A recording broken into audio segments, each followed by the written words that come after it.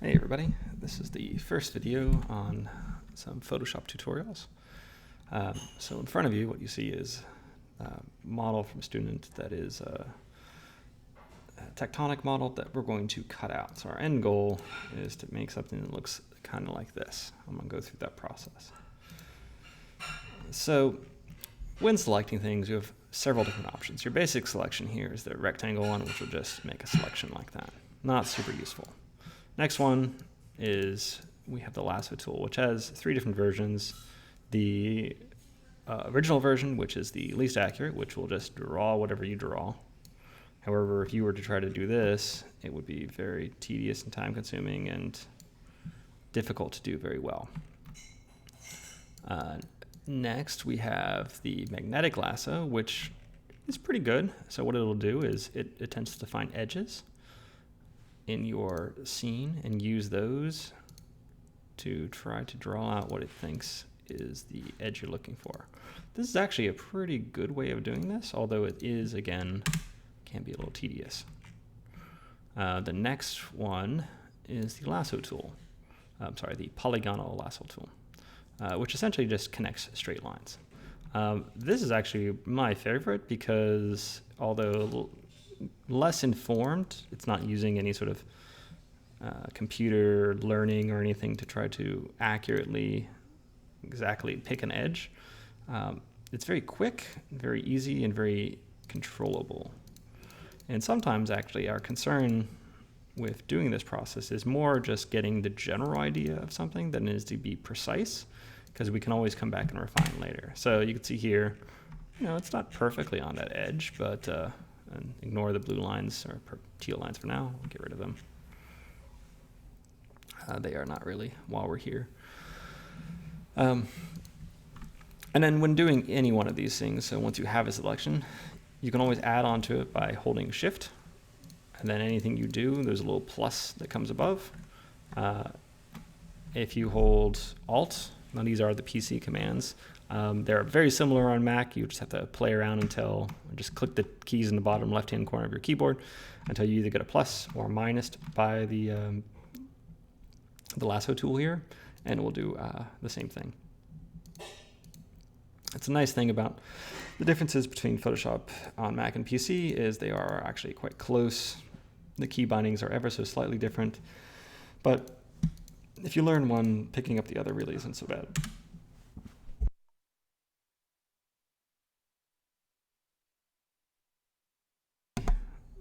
Below that, we have the magic wand tool, which takes three forms. The first is the classic magic wand, which will just make a selection based on color adjacency. So you have a tolerance here, which is currently set to 10, and that is 10 values that are on either side of the value that you initially select. It will make part of your selection. So you can see here, it's smart, but also dumb. So some areas like where you have high contrast, it's going to pick that up pretty well. Maybe I could even bump the tolerance up to 12. And you can see here, it gets a little bit tighter on that edge. You can have some weird areas where it's not quite perfect. But, it's a good approximation. Quick selection tool essentially is a way to do the same thing, but kind of paint it in. So you just kind of paint areas with the brush, and it will add those to your selection. You can also, in this case, hold Alt, and I am going to deselect with the same tool, so I can kind of do both. Again, I tend to like this way fairly well. It's pretty accurate, it's pretty fast. Speed is really half of what I look for in Photoshop, because there's 1,000 different ways to do a lot of things. And sometimes the difference isn't so much quality, but it's just how much time and manual dexterity do you want to do selecting things. So again, this guy, pretty powerful. We just did all that. Now it does help that I have a fairly contrasted background in this image. That's why you might have seen green screens in movies. That's really just because green is a really high contrast color that can be used in the same process so that the machine can edit out the background. You could photograph this on a green screen, I suppose, if you wanted to, or some bright color and make your life easier. The problem with that is, and in movies they have to correct for this, which is green will then bounce light onto your model or your actor in that case, and you actually have to remove the green so that the actor doesn't look sickly. And that's actually a process that they go through, and making professional films is actually de-greening people on green screens, because light bounces, and anything it bounces on will cast that color onto whatever else is around it. So if you stand next to a green screen, you're going to have a green glow to yourself. Again, why it's nice to photograph things on white. I don't know if I mentioned this before or not, but I really don't advocate ever photographing things on dark backgrounds. They can make for very compelling single images, but are basically horrible and terrible to ever try to incorporate into a composition like a portfolio. Black is in dark tones, black, charcoal, really dark tones, really difficult to visually balance in a composition because the contrast is so high that your eye can't stop looking at it. So if you're trying to incorporate an image like this in your portfolio and it's on a black background, it will be domineering to the page if you have it on black. Whereas if you have it on white, it kind of fades into the background and is much easier to deal with. Anyways, so I would probably, for this guy, just kind of go around, again, using whichever of these tools I felt most comfortable with, making as close a selection as I can, probably at times shifting between them. And again, all I have to do is just press shift and I can add to a selection. And in this case, I'm actually selecting the background right now. I'm not selecting the image. I could do it either way, but I chose to do it this way. You can see here I actually have a single bit of pixel on the side that isn't selected, potentially. It's hard to tell sometimes. But, you know, I'd go through and do this whole thing. And at some point I'll probably mess up and not press select and do that. And oh, I lost it. And all that work I just did. Well, Control Z will bring you back to whatever the last selection you had is. This is actually a feature they added relatively recently in Photoshop, as far as I know. Didn't used to be there. So now it's much easier to make mistakes in making selections and not have it be the end of the world. Because this can be a time-consuming process if you're really trying to be precise about things. But just need to finish this guy out. And again, if you hit enter at any time, it will finish the selection based on where your mouse is. So I'm hovering here, I'm just going to hit enter, finishes the selection. Just closes that loop. So I'd also want to go in and make a selection of these interior spaces. Again, right now I'm just using the polygonal tool because it's fast, not because it's super accurate. But accuracy, we only have to be so accurate because, and let's just assume that I was done. I'd done all the areas I was going to do. We have this other tool called Selection and Mask, or Select and Mask. This used to have a different name in Photoshop, which was Selection Filter, I think it was, or something. They recently changed the name. But essentially what it is this little masking tool, which the view may not look like this. So you, on the right side, you have this new panel here with all these options. I go to the one that says Overlay. There's also onion skin, mashing. Overlay I find to be the easiest. Essentially, anything that is not part of your selection, it makes bright red, which makes it really easy to see where your selection is. Now, the reason we use this is not actually for that, although that is helpful. It's actually for a couple of the smart tools it has. So this first one here is edge detection, which if we just turn it on, say to 2 or 3 pixels, it essentially is going to look at all the edges of that little red mask that we have and try to move them left and right to better adjust them to the edges that it detects in the image. This can be a really great way to get more detail on things. The next is there's some little brushes over here. The first one, if you hover over it, it should give us the name of it. The first one basically is just kind of the dumb one that will just add to your selection. It's the same as the Magic Brush Wand tool, essentially, but isn't particularly smart.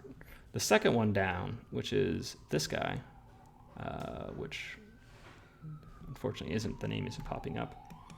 But essentially what it allows us to do is zoom in here. So we can see here that the wood is actually sticking out and it's kind of craggy in that area. This is something you'll see a lot if you're, say, photographing people. Is basically we're just going to draw over this edge, especially the areas that we're concerned about. And it's going to adaptively adjust our selection filter so that it gets it a little bit closer. And you can actually do it in both directions. So if you see, oh, I selected too much, you see the circle you're drawing has a plus in it that will add to your selection. So if I drag into this, you can see I'm adding things, whereas if I drag out, I'm removing things. And it uses its sort of, computer smarts and whatever to get as close as it can.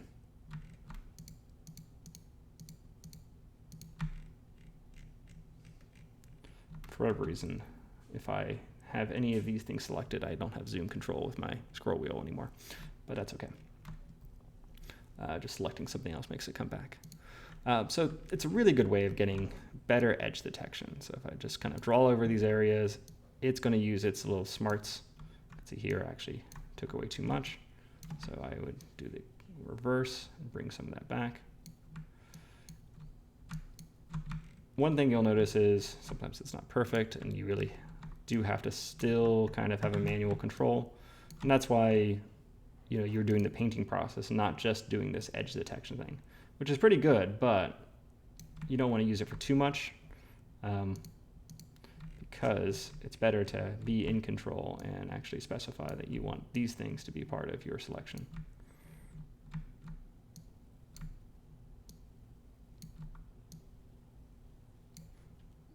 Well, again, it's looking for edges right now, so it's not wanting to add that, so I'm just going to use the other tool to bulk add things in again that we're missing. And rely on this guy just to refine those edges where they exist. It didn't work so well there. Usually works pretty well. Something you want to play with a little bit and kind of get used to how it works. But anyways, when you're all done with that, hit OK. And basically it's going to have a selection. It's going to have these little running lines that go around things. These are kind of a little bit misleading at times. So there's this button over here underneath your two colors, which will actually bring back that same red color thing, but it's just for display purposes, just so you can see what things look like. You can do that at any time. When you are happy, the best thing you can do is actually not delete out the background. We don't want to delete things in general. We want to go to Add Layer Mask, which is down here in the bottom right-hand corner. You can see there's this little guy, rectangle with a circle in it. If we hit that, essentially what it's going to do, and actually it's reversed right now, but that's okay, is it takes that layer mask and applies it to the image. So it cuts everything else out. In this case, I was selecting the background, so it kept the background. If I just hit Control-I, it'll reverse that, which is inverse. That can also be done by Edit and Adjustments and Invert, or Control-I. One great thing about Photoshop is most of the time you really don't need to use these panels up here because practically everything can be controlled by your keyboard. So once you start learning these things, they become kind of second nature to you. And this is actually the biggest reason why I have the keyboard visible for you guys as part of this demo. Oops. So you can see it down there. And so you can see the keys that I'm doing. And for some reason it thinks I have a key that's depressed, but I don't know why. Anyways, so I spent the time and made a pretty accurate version of this.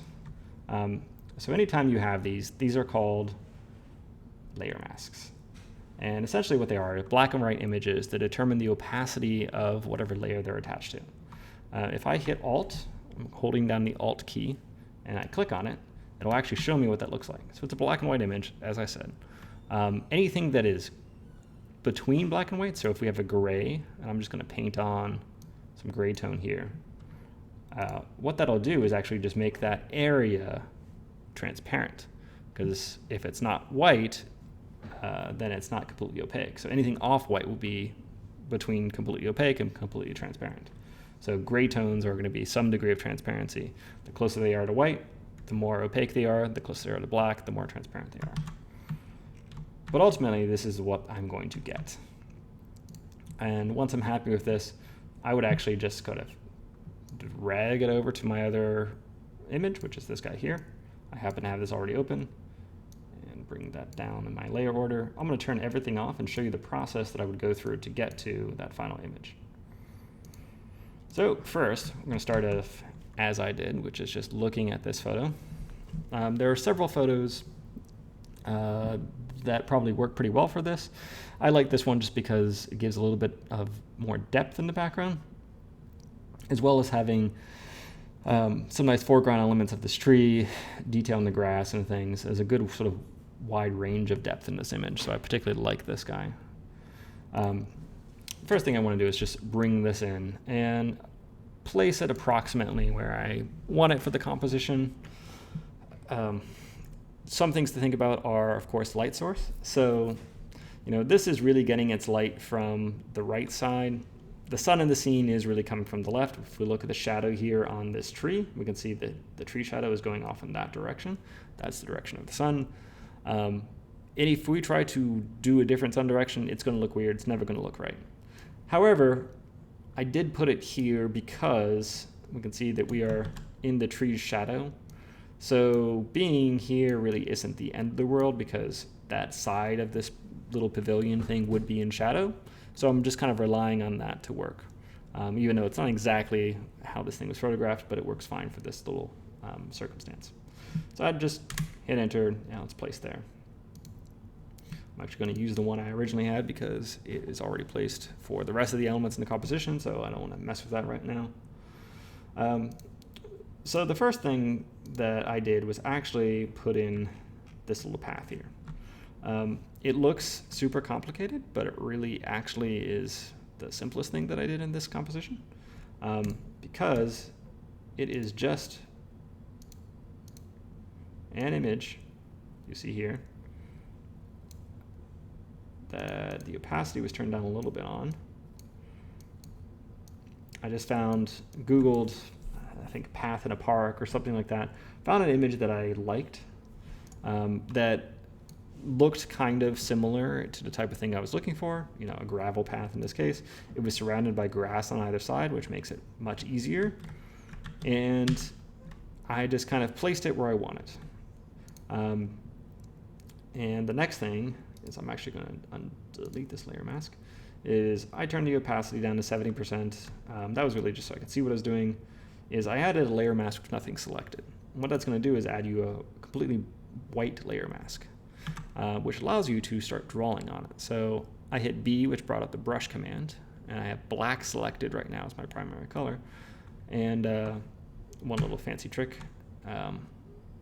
So if you hold the Alt key on PC and move your right mouse button left and right, it will change the size of your brush. If you move it up and down, it will change the hardness, which is the edge quality. So you can see here, if I do this, turn up the opacity, it makes a hard edge versus a soft edge. There are times you want one or the other. For this sort of blending, I'm definitely going to be using as soft an edge as possible. And essentially, I'm just going to be painting away the areas that I don't want. Because it's grass meeting grass, no one's really going to notice if they're not exactly matching. And just kind of paint away all the extra stuff. You can see I have some ghosties sticking around. And I'm changing my brush size here and there to sort of get a little bit more detail anywhere I paint right now. So I'm painting directly on this thing, and that's what the painting looks like right now. Come back and erase those white areas. I know I don't need those. Essentially, anywhere I paint disappears from the image that I'm referencing. So this little pathway disappears. So some of this foreground detail I may want to bring back. I could also lower my opacity if I want to sort of do a little bit more direct blending. Opacity is just how effective that brush is, really. So again, if I look at this thing, I'm right now painting on a very low opacity, so you can see I'm only adding a little bit of tone. So it's really not having much of an effect. I can, of course, do the opposite. I can paint white and make sure that I bring all these things back so I don't lose that quality. But that's really it. I mean, that's all I did for this sort of thing. There are certainly times where you have to be much more careful than this, but because I was bringing a path that was moving through grass into a grassy scene, it really didn't take terribly much to make that work. So that was about it for that guy. So I'd like you all to try to bring in some kind of element like this. And again, I'd recommend making your life easy. So for this, I just Googled path on the grass or path for a park or something like that and used any sort of image. It's good to try to, as best you can, find an image that has similar-ish daylighting. You know, if you get a path that's at midnight and you try to bring that into a scene that's in full daylight, it's not going to work very well. If you do a path that is rainy and wet and try to bring it into a very dry desert scene, not going to work very well. So the closer you get initially, the easier your life will be. All things are possible, of course, in Photoshop, but you know, keep your life easy for this assignment. Happens to work pretty well. This path looks like convincingly might go off in the correct direction. Next was I'm going to skip that layer for now and go to this guy.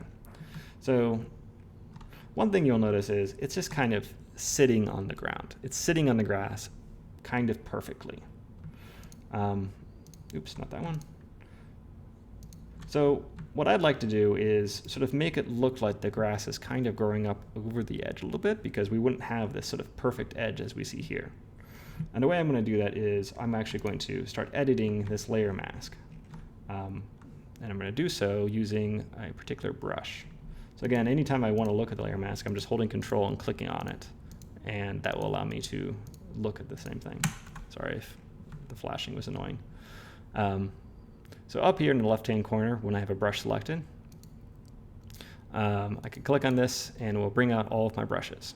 So I have a few more in here than you might have, which is, there's a few that you'll need for this that you actually have that you just have to sort of enable.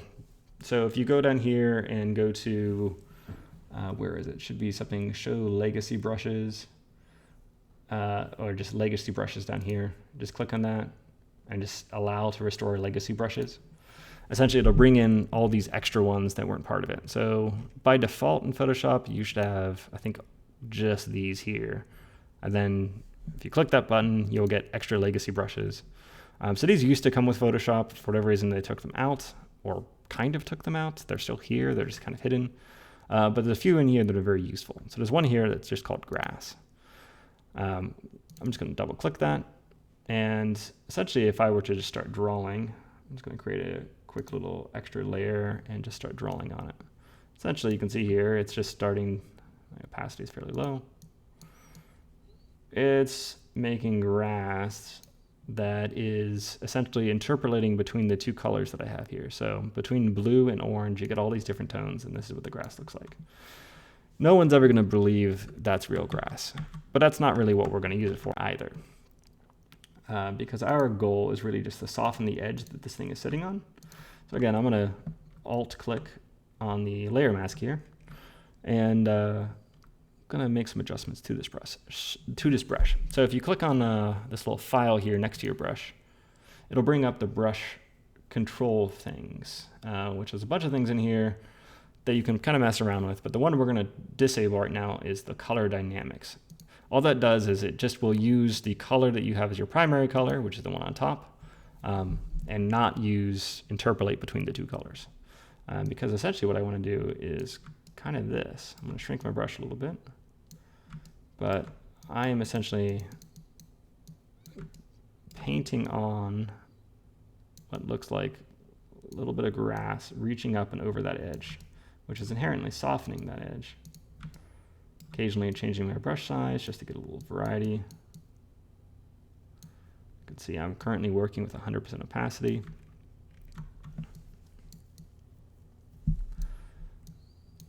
Might even occasionally just do a big one. That probably will look a little silly, but you know, whatever. And you know, we don't have to paint on that. We can paint directly here too. But we're softening that line because that line's a little harsh. It's not the way it would look in real life. But you can see here already that thing looks much more convincingly like it's sitting on this landscape and not like it's floating above it. Of course, you can do this anywhere, and it really doesn't make sense to do up there, so Control Z all that. So that's the first step. That just kind of helps make the thing feel like it's part of the landscape. Of course, you could paint with other brushes. If you weren't on grass, there's lots of other brushes you can do to sort of help soften that edge. The next thing is I'm just going to create a new layer using the basic layer down here. And I'm going to use a different brush in this case. So I'm going to scroll up to the top and use my default brush. And I'm going to click this button here, which will just take me back to black and white. And I'm just going to paint, not like that. I want to paint a little bit of a shadow where this thing is touching the ground, because there would realistically be some shadowing right next to an object. And I'm just going to paint a little dark tone. I have the opacity set fairly low right now, so it's not hugely impactful. But that helps because I can get a little bit more control. So again, if you just kind of turn it on, turn it off, you can see all of a sudden it feels like it has a bit more presence in the landscape. Just giving it a shadow helps us establish that that's what it really should look like. So because this layer is below my model, it's actually not affecting my model. I think I could pull it up and have it affect both the model and the ground, although when I was painting it, I was really only looking at the ground, so I probably made some mistakes there. It's always good to name your layers, of course. So double-clicking the layer title, you can type in shadows for the model. These things seem sort of unnecessary at the time, but I guarantee you at some point you're going to come back to Photoshop files that you haven't looked at in a while, and being able to find and understand what you did the last time is entirely very helpful if you have named things appropriately. I actually have something in here that's named layer 1 that doesn't appear to have anything on it, so I'm just going to delete that. Oops. So the next is I put on some shadows here that just broadly attempt to replicate the look of shadows from a tree. So there's lots of ways to do this. In this case, I just let me do one thing real quick. So I just added a new layer. I'm going to hold Alt, and if I hover over the division between the two layers here, actually I think I can make these.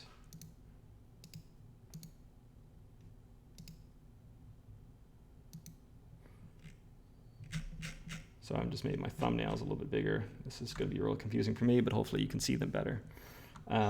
If I hover over, you can see here that my mouse changes and has a little arrow with a square next to it.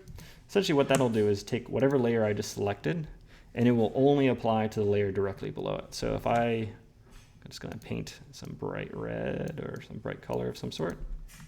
I paint it over here, nothing happens. If I paint it, oops, that's because I wasn't using that layer, but turn this up again. So if I paint, it'll only paint on the layer you've selected, but if I paint, see here, it will only paint on the layer below it. But the nice thing is I can turn that off at any time. That layer below it remains exactly as it was. I'm just going to do that again. So let's just add a layer, holding Alt between them, select it, so then a little arrow comes in. And now I'm going to paint on some shadows. So I'm going to go back to my brushes, and this time I'm going to try Kyle's concept brush. Don't know exactly what it does. And I'm just going to paint some black on. Maybe make this a little bigger.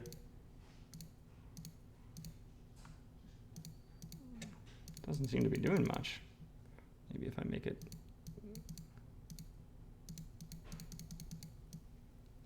Sometimes you paint brushes and you think something would happen, but it doesn't.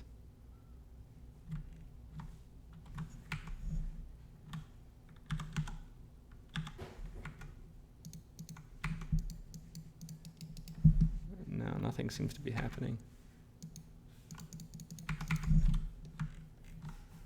All right, my Photoshop freaked out for a second. Get back to this. Okay, I'm going to try a different brush this time. So I happen to notice probably a legacy brush in here that I can use. I think the one I might have used was so there is this leaf one, but it's not very good. The chalk one. And just make it real large, click it. So you can see here, it just kind of looks muddy, weird texture, but I'm going to take advantage of the fact that it's kind of an uneven texture.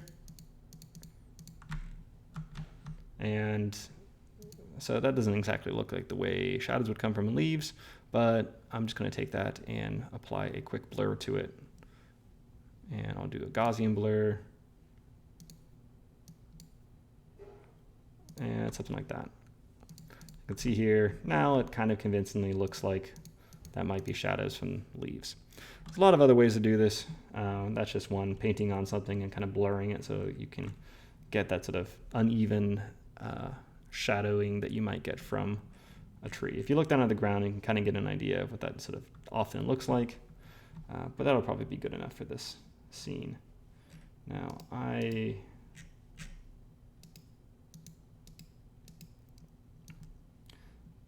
can't really, I'm very unused to working with layers being this large. Oh, so next one is texture. Let's see what else I did. Oh, I have some other adjustments. So each of these, you can have multiple things stacked in a row that are all affecting what's directly beneath them. So in this case, oops,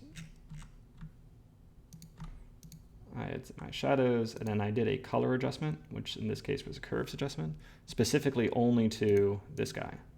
And that was just because it was a little brighter than it needed to be. So this curves adjustment, I'm just going to click on it. You can see here, on the left side of the curve, brought this guy down a little bit. See if I bring it down, it makes everything, the shadows darker, but doesn't really affect the highlights.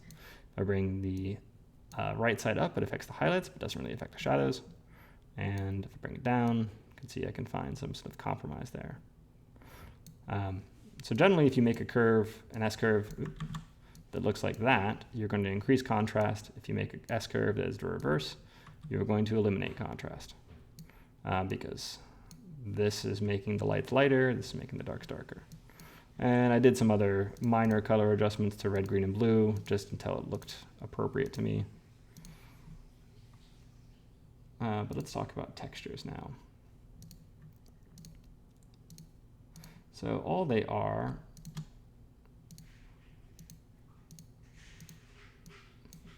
is simply a texture that I found online of brick. Googling, not NPR, but brick. Any of these will work. So you generally want something that's flat like this. So this would work fine. Just download these, obviously you're going on the internet, downloading something, be careful, do whatever due diligence you think you need to do. But any of these will work. Tileable textures are something you will probably use more for actual 3D rendering as opposed to Photoshop rendering, although they can still be useful. And that just means you can copy it over and over again and you won't tell what the copies are. But any of these, essentially just find one you like and drag it into your Photoshop file. So I have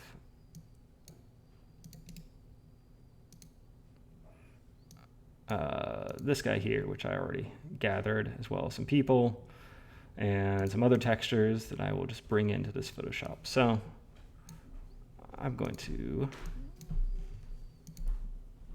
simply drag a texture in and it will place it.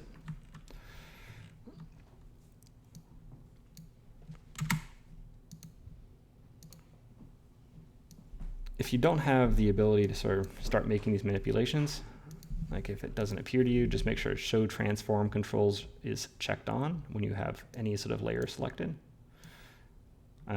Get it broadly or closely to the size that you need. I'm going to turn its transparency down just by going to the layer opacity, adjusting that until I can see through it.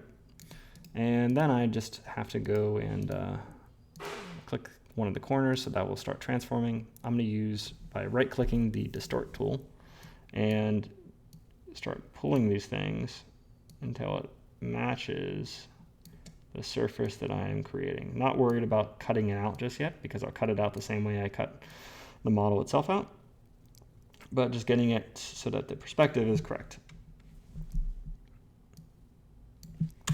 So once I'm happy with that, I would simply go in and select the areas. I'm going to do this super quick, just the polygonal. You could obviously do this more effectively, pay more attention if you're spending some time, but I'm just doing this fast for the sake of the demo.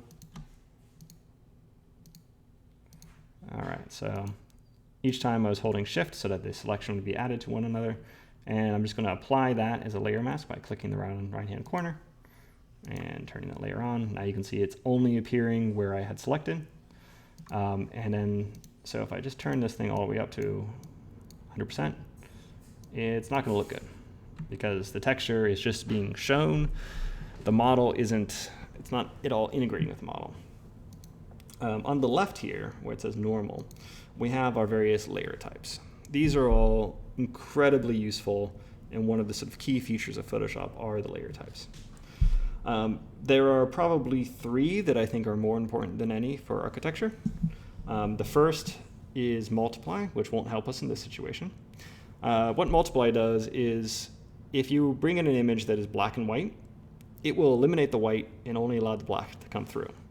So for example, if you were to bring in a line drawing that is black lines on a white background, if you just turn the layer type to multiply, the white will entirely disappear. It essentially uses the image as an opacity filter, where anything that is black or close to black will become opaque, anything that is white disappears. Screen does the opposite of that, which just makes black disappear and white show through, or anything between those two values. And then the last one that I think is sort of most useful for this circumstance is the overlay feature, and also soft light that's right below, which is similar to overlay. Essentially, if you're trying to make a texture look like it's supposed to be on a surface, you want to use either soft light or overlay, and then potentially adjust that opacity a little bit so you can start to see through it somewhat. But just by doing that, it essentially inherits some of the shadow quality and the texture quality of the surface you're applying it to, while also applying its color and tone to that surface. So you get a much more convincing looking brick wall, although it's kind of silly. That clearly is a very thin little plane of wood, but for this example, it now looks like a brick material. So the same thing I did for this I guess herringbone pattern that we see here. And you can do the same thing for a concrete surface. So any sort of texture you want to bring in. There are times where you can bring in things like noise or dirt textures. So if we just do another quick Googling and do a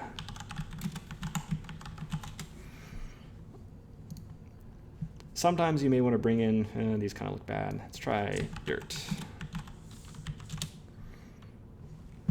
This is actually more what I was looking for, these sort of images. They are just kind of nondescript little bits of dirt, but this would be less useful for this, but when you're trying to take a rendering that you've done in a rendering engine, say from Rhino or something, all of the surfaces are a little too perfect, and oftentimes in real life, you know, if we zoom in on Crossley Tower over there, we can see that it has a lot of imperfection, there's a lot of water damage. We're probably too far away to see much of that at this point. Buildings aren't perfect, surfaces aren't perfect. And we can actually replicate that fairly effectively just by copying these textures, say that guy, opening it, downloading it however we can, although this website may not be free, so I'm just going to stop that example now. And then overlaying that the same way we just did these textures. All of these things are a great thing to start making a collection of, whether they're dirt textures, brick textures, wood textures, concrete, doesn't matter. Start making your collection. All right, we're going to move on to people. So as I mentioned in the last thing, I think eye lines for people are incredibly important. Not only are they aligned so that the figures look to be approximately the same height, but this woman is looking towards the sculpture. These people are looking towards the sculpture. This person is sitting on the sculpture, so her eye line doesn't matter quite as much. But between these three people, we can make a nice little triangle of their eye lines, which is a good sign that we're probably making an interesting composition. We could also see that there is a composition here that's kind of happening between these 3 points, just sort of focal points of interest. Again, the more of these sort of centralized triangles you make in your composition, the more likely it is you're making a compelling composition, as your eye is just sort of following that pattern around subconsciously. So these people, I think, were all gotten from either Scalp Gerbar or the other one that I had linked. I have them here, and the same way I brought in those textures, you can just kind of drag in people. So I'm just going to I'll add the old lady. So there she is. In order to make her look convincingly part of this composition, I don't want her floating up here, I don't want her down here. I want her eye line to be aligned. As long as her eye line is matching, her height actually doesn't matter.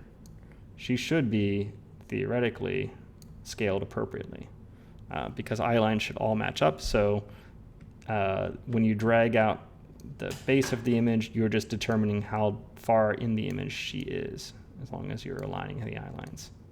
So if she is back here somewhere, that should be about how tall she is, at least in comparison to these people.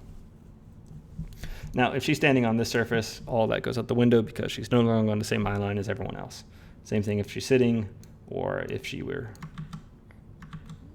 standing up and over here somewhere, eye lines were no longer aligned. It's only when people are standing on the same surface. So for over here, I would probably just have to make a guess at how tall I think she should be, which may be something like that. The next thing is with these people.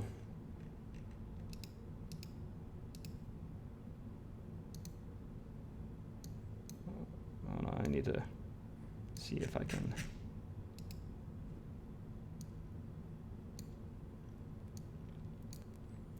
Generally just leave your layers where they were supposed to be and don't do what I just did.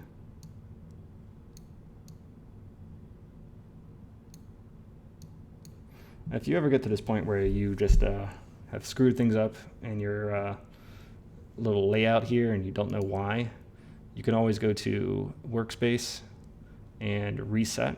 So I use the Essential Workspace, just do Reset Essentials, and it will put everything back where it should be. There's no reason to keep Learn, and I don't need libraries, so that's how I end up with this looking thing. And I'm going to shrink everything above because layers are really what I care about. Anyways, so I'm going to scroll back to these people here. So there's two things that I did to them.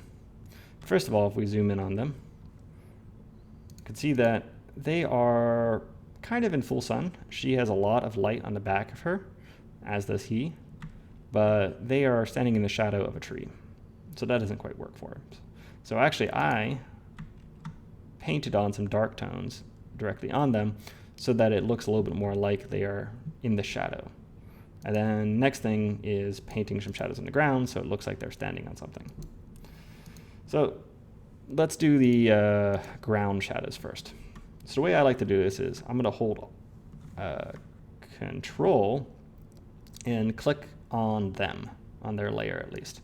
What that's going to do is just make a selection of them as cut out on their layer. And I'm going to create a new layer and drag that below them. I'm going to call it Shadows. And now I'm just going to go over to what would look like the gradient tool for you, but otherwise is a paint bucket if you just select down to it.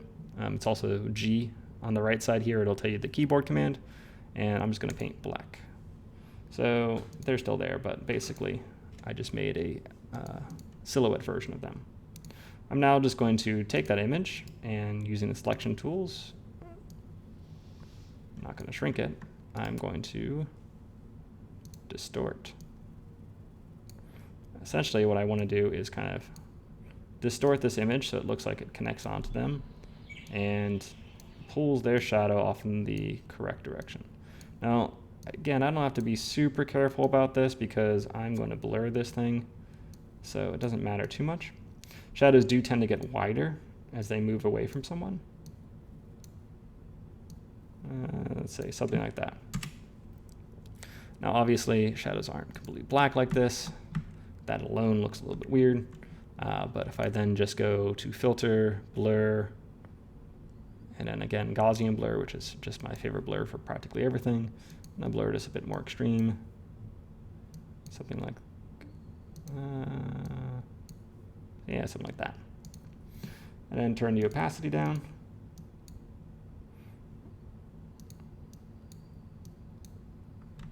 And you can see here, it gets a pretty convincing shadow pretty quickly.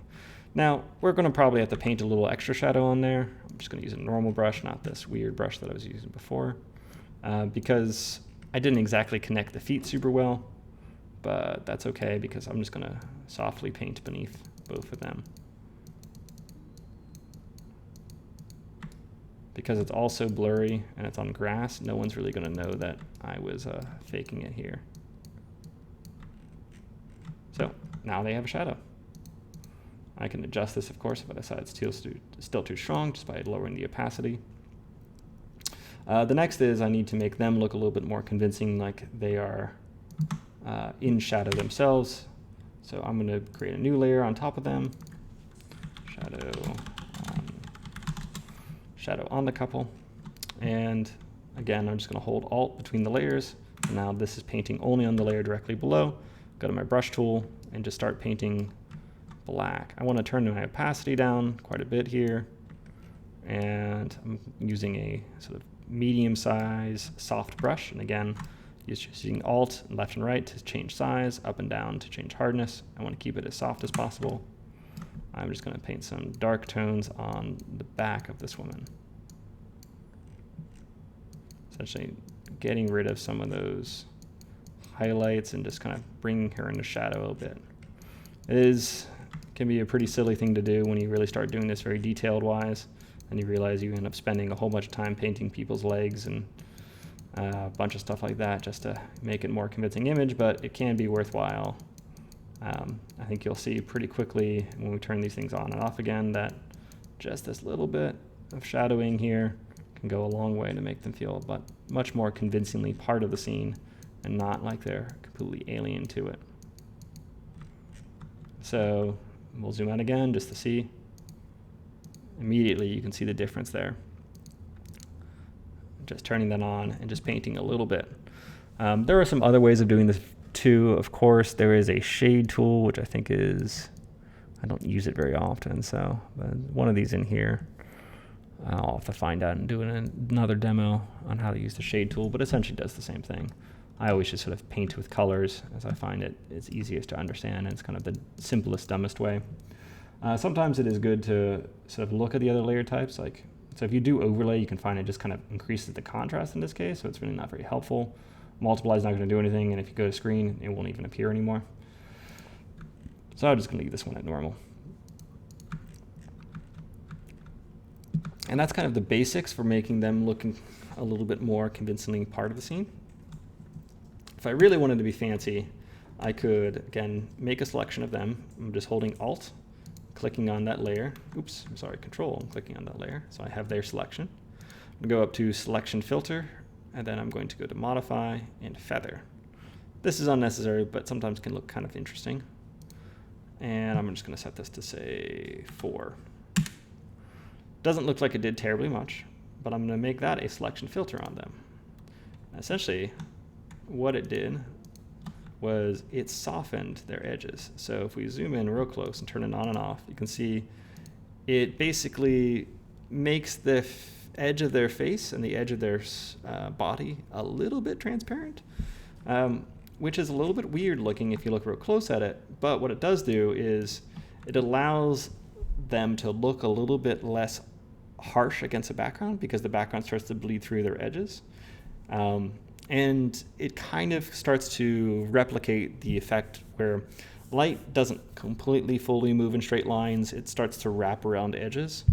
And this starts to replicate that effect a little bit. If you do it too much, they'll look really silly because their edges are just so faded that it doesn't look correct anymore. But just a little bit, I think, can go a long way to making them look a little bit more convincingly part of a scene. Again, it's kind of an unnecessary step, but one that I often will do. So I put all these people inside of a folder in Photoshop. To do so is pretty easy, just with a bunch of layers. Any layers you have selected, you click the folder here, it'll make a folder of them. You can drag new layers into that folder, and you can rename that folder. You can also turn it off and on all by itself. So all my people I put in a folder together, which just helps keep it organized again. But it also allows me to do things like turn down the opacity of all the people at once. So if I wanted to see, like, what if I wanted to do the ghosted figure look? Maybe I like that. I don't think it works particularly well for this scene, but there are other scenes where ghosted figures can look really nice. The other thing is I can start making adjustments. So I have just a or brightness adjustment.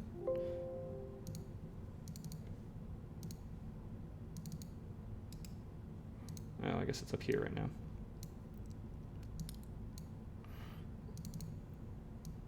So I have a brightness and contrast adjustment, and as I do this, it will only affect the things that are in the group because, again, I held Alt and applied it only to that folder.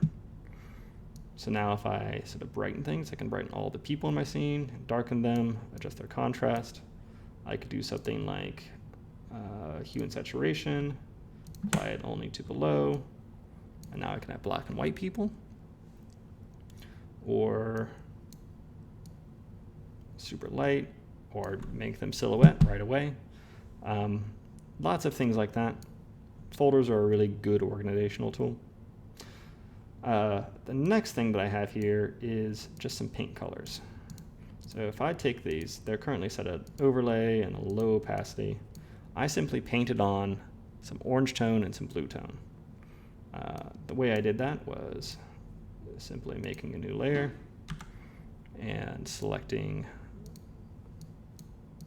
a warm tone, like a nice orange, making a large brush, painting at a low opacity, and just kind of painting in the general area, and a blue tone.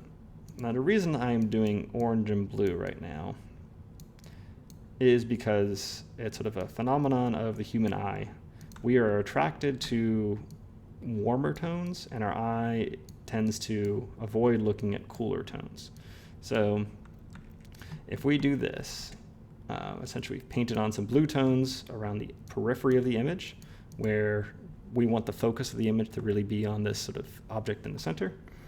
And then I set this to overlay and turn the opacity down.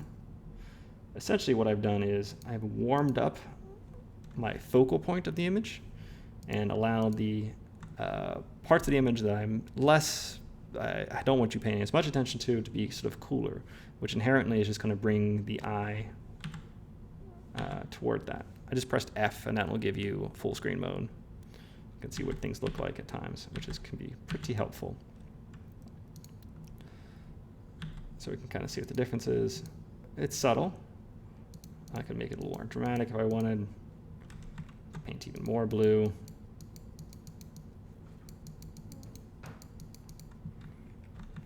Make a pretty dramatic image, but it helps bring the attention where you want it to be. Also made this woman kind of bluish, which is actually kind of cool looking. Next is curves adjustment. So I think always your top layer should be a curves adjustment. It's my personal preference, but essentially it's the same thing I've done before. It's just a way, because it's the very top layer and because Photoshop layers stack, it affects every layer beneath it. So as I'm making color adjustments, specifically pulling out in the green tones or whatever, it's affecting the people. Oof, I went crazy. It's affecting my object that I painted in, or I placed in here. It's affecting the background. So everything being adjusted together helps harmonize them and bring them all into the same sort of color space and make them all look a little bit more convincingly like they're part of the same image. And the last thing was I realized that I didn't really like the proportions of the photograph I was working with. So I just painted in some black bars to sort of frame the image a better way. And all I did for that was just made a new layer, made a selection where I thought I was going to paint in some black, use the paint bucket tool, and paint it on black. And then if I wanted to make adjustments, I could just use selection to sort of delete away from that until I had the sort of composition that I felt I was more interested in. So this version got quite a bit more dramatic, but the sort of principles are the same. You can certainly go lots of different directions with this. This is just one potential direction you could go. So for your composition, aim to have at least 3 people. Try to put some other elements in. Oh, you can see here that lady is not part of that particular group. That's going to bug me. I'm going to move her back in. She is. There she is. So now I put her into the people group. I'm going to get rid of this folder because there's nothing in it. And now she is black and white too. So a very dramatic image that we have here.